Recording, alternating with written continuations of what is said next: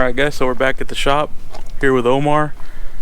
He's made quite a bit of progress since the last time we were here. He's finished up the crossover, put the wastegate on, and done the teardrop coming out of it. And now he's working on the downpipe, which is the exhaust coming off of the turbo, and putting a O2 bung into that. So right now he's in the middle of actually finishing that up. He came up here one of these days when I wasn't here. You know, he's trying to get this knocked out in a quick fashion. So we'll go see what's going on, show you guys the progress. And he's saying that possibly today it'll be the last day he's gonna have to work on it. So we'll probably knock out the cold side in a hurry and go home, you know. So show you guys what's going on.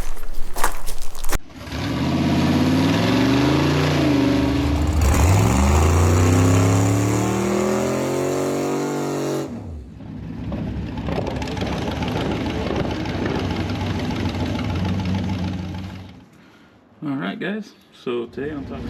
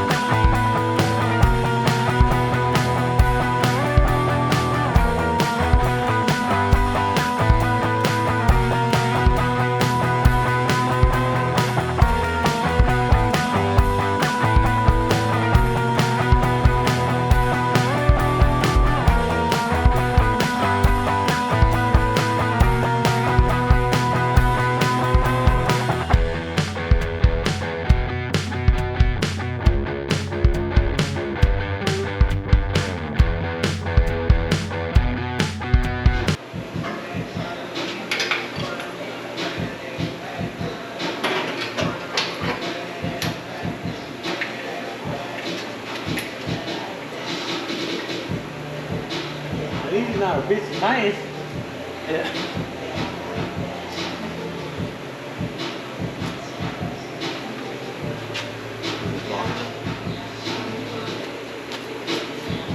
Now we can always turn the house. It'll be just fine.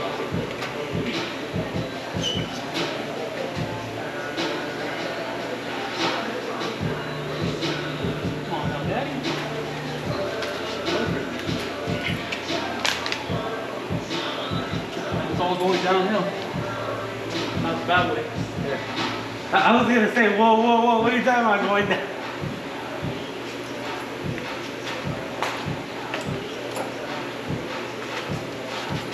Hey, you didn't get a magnet, bro. Now you would have been like kind of tough. Well, I was just thinking it might be better, but it actually worked out pretty clean. That's what I'm saying. Come on, first roll, bro. Where am I second? Nor am I third. Huh? I said it's not my first rodeo, bro. Nor my second. Nor my third. Still waiting.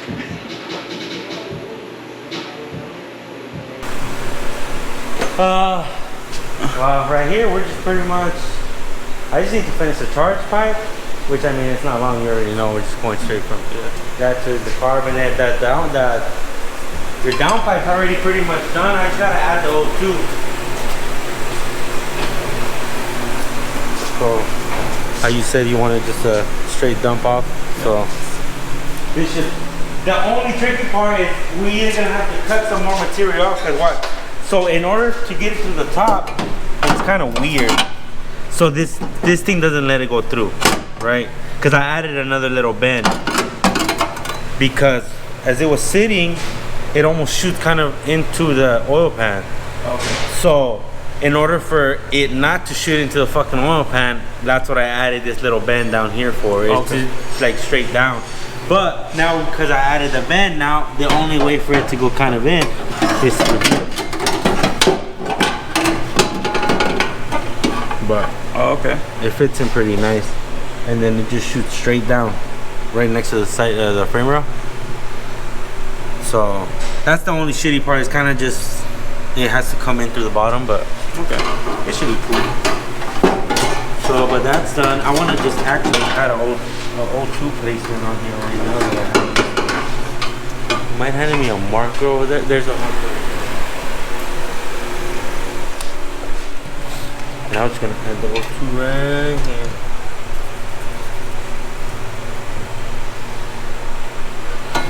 Yeah, but besides that, so downpipe's done.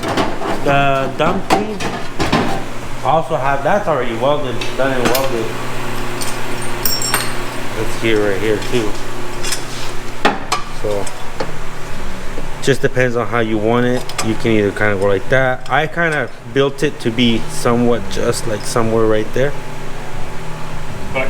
Yeah, but you can, depending on how you want it, you can clock it to whichever way you want. So, but besides that, dude, it's pretty much done.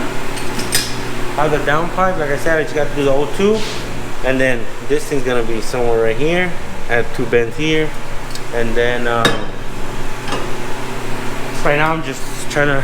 It needs somewhat of a slight bend downwards, so I think that's where this is gonna come in play. Because I just need somewhat of a. Okay. It just needs barely just enough turn down. Just so it doesn't look kind of dumb, just going straight out when it doesn't need to go straight out. Yeah. But besides that, dude, you rocking and rolling in no time, dog. Nice. So I haven't really had a chance to introduce him, but he is the owner of TwinBuilt Racing, and his name's Omar. Does great fabrication work. Does aluminum, does stainless, does mild, obviously, and he can make you a sweet turbo kit.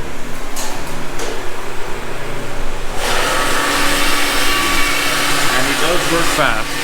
He works really fast.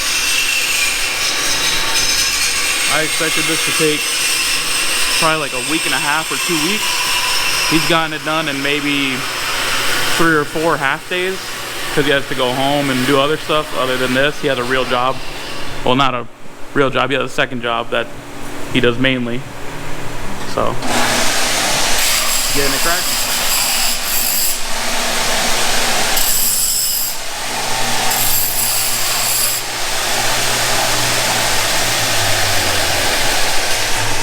Should I work on tearing off that water pump, or should that wait? You can.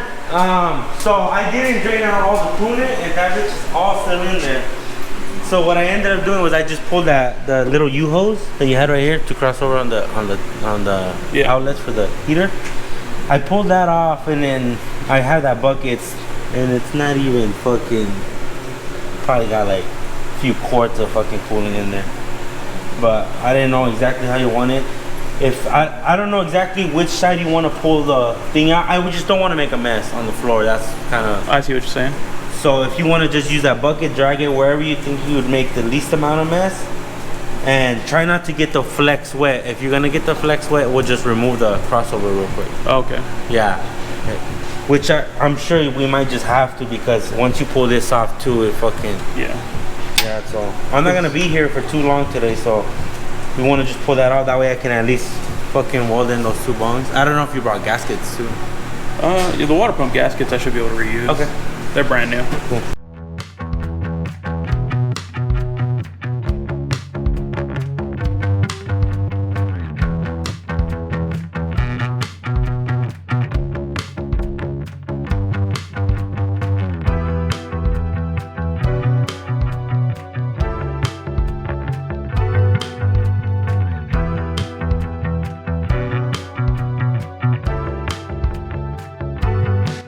So what I'm doing while Omar's finished welding some other parts is I'm taking off the water pump, because on the water pumps on these, the heater hose fittings come out the side and they're gonna interfere with the downpipe that he made.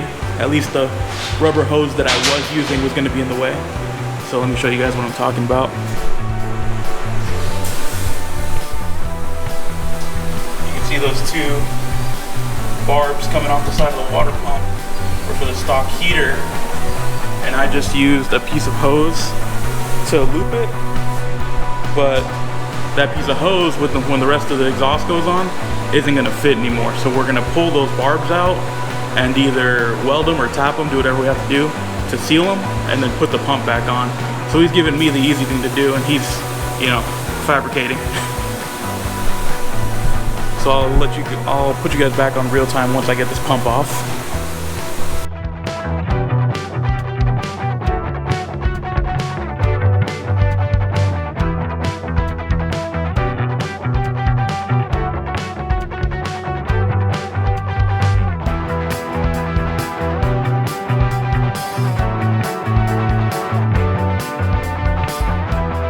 Now the pump is out, and this is the part that I was talking about, these barb fittings. Usually these will run your heater on like a standard Silverado truck or whatever, and we're just gonna pull these out, and Omar's gonna be able to weld these in, just fill them with aluminum and be done with it. And I'll never have a heater on this car anyway, so I'm not worried about that. This one shouldn't be too bad.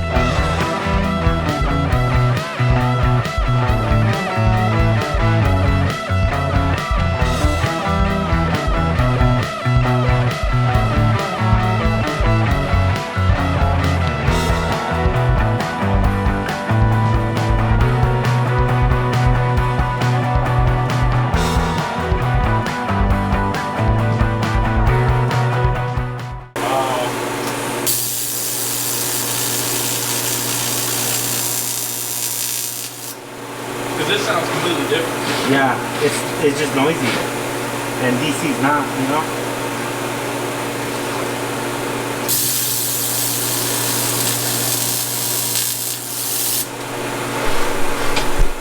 The electrical noise of the camera, Oh yeah, it spikes kind of crazy. because of high frequency too. Yeah. Yeah, Even though it's not that loud, it spikes this. yeah. And if you have the mic too, it'll distort the sound on the mic. Oh. Yeah, it's crazy, bro. Like, I'm telling you, the frequencies in that shit and like all that are crazy. We're gonna go back over there.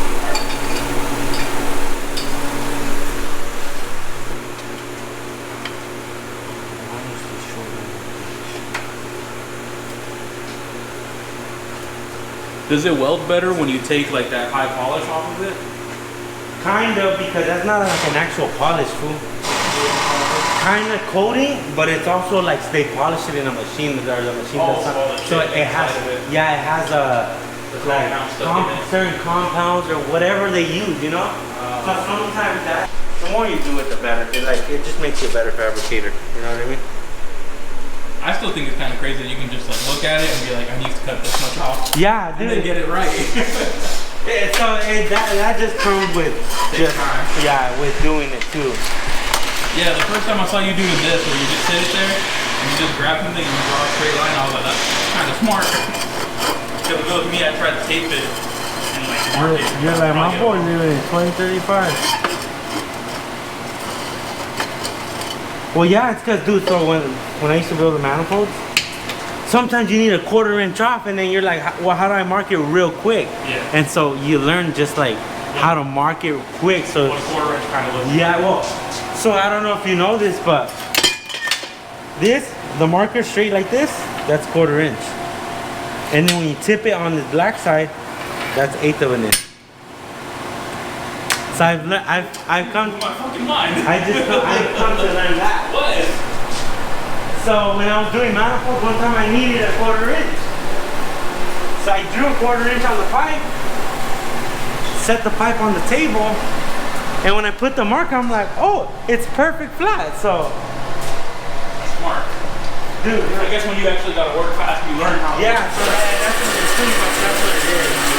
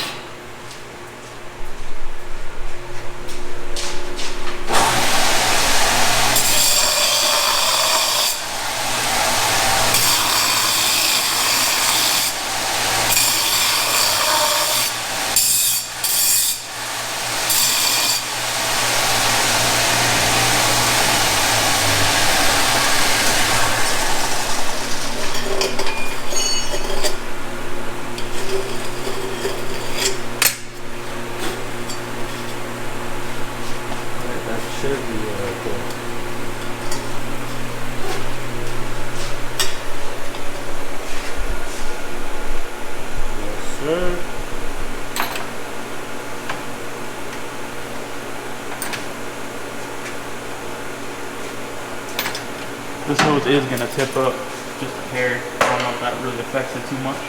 It's alright. That's really good. Oh yeah, straight. All kinds of clearance.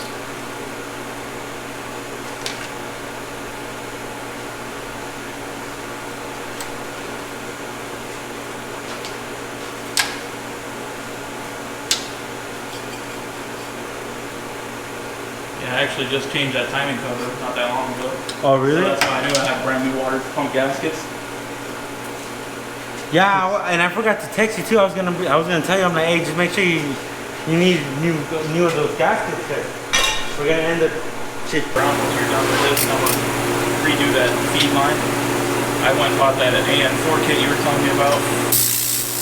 Oh, okay. That way it doesn't look as crazy. But it kind of looks like shit with that random silver line in there.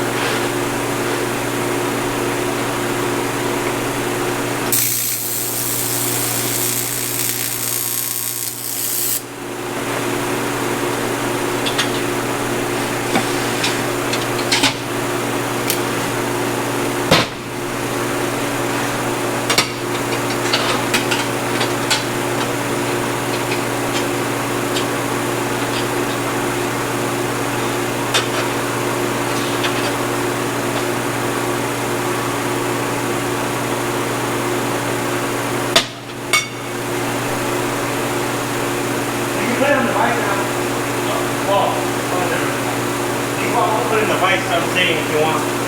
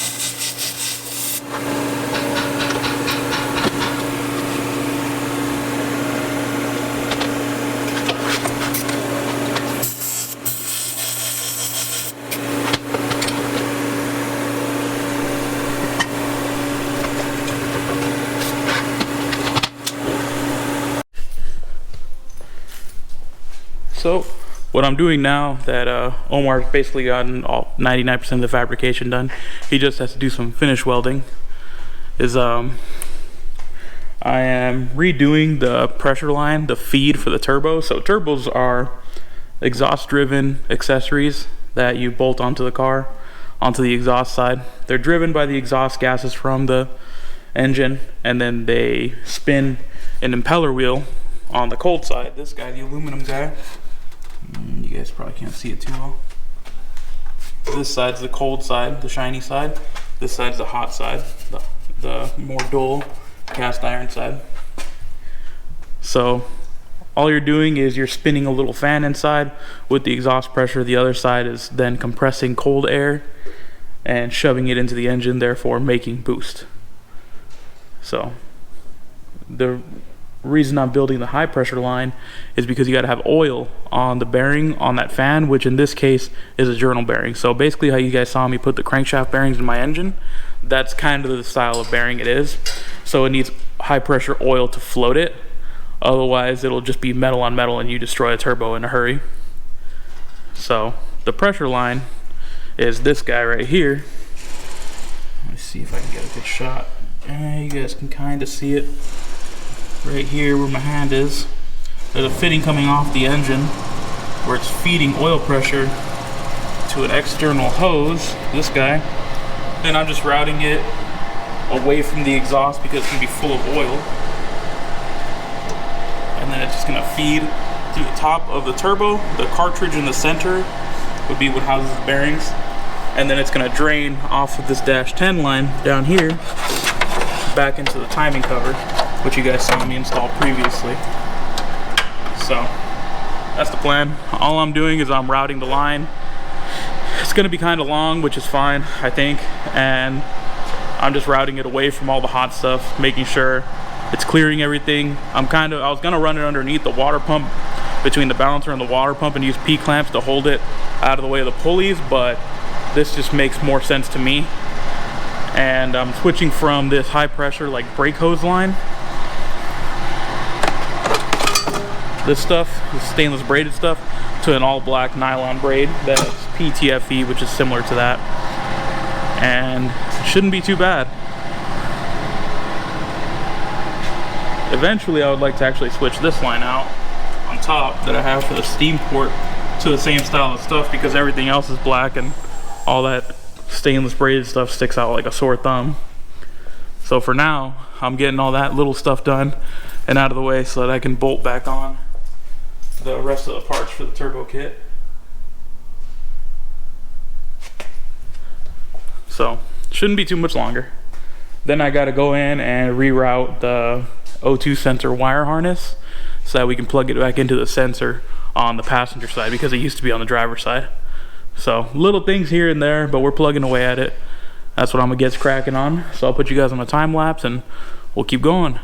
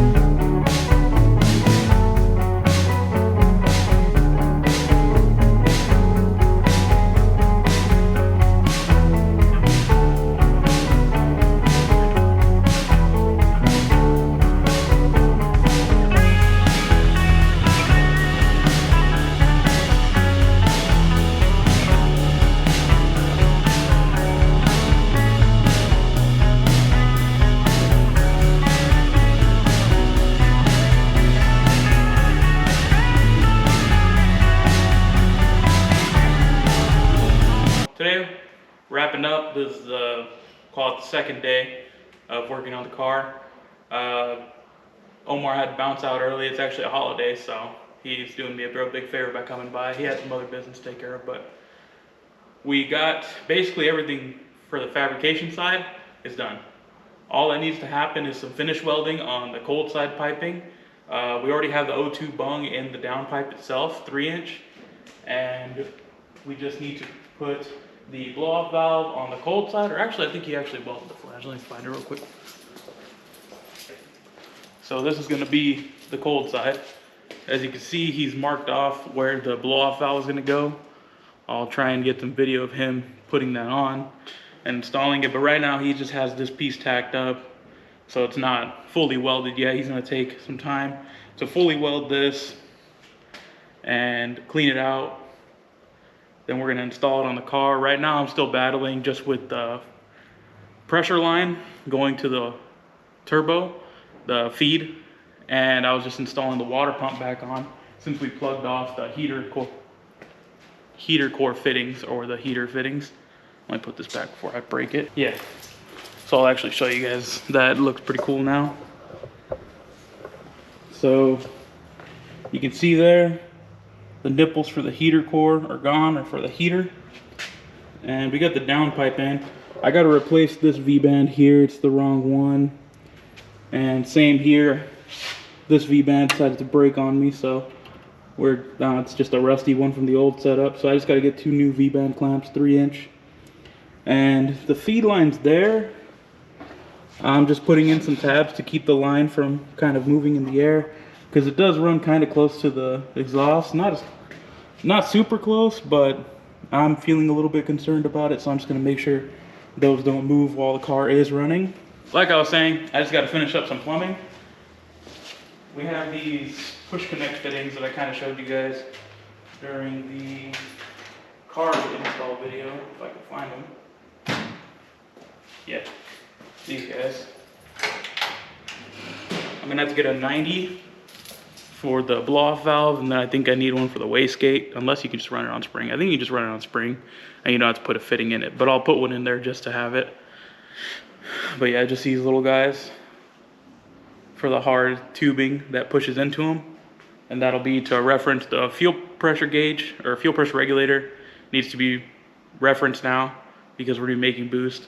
Probably just gonna take one of the springs out of the wastegate and run it on 5 or 6 PSI to start with until I figure out how to actually tune it for more boost. I think I just got to turn on timing retard into the system. Not entirely sure. But when we get there, I'll let you guys know. For now, I'm gonna end off this video. Catch you guys on the next one.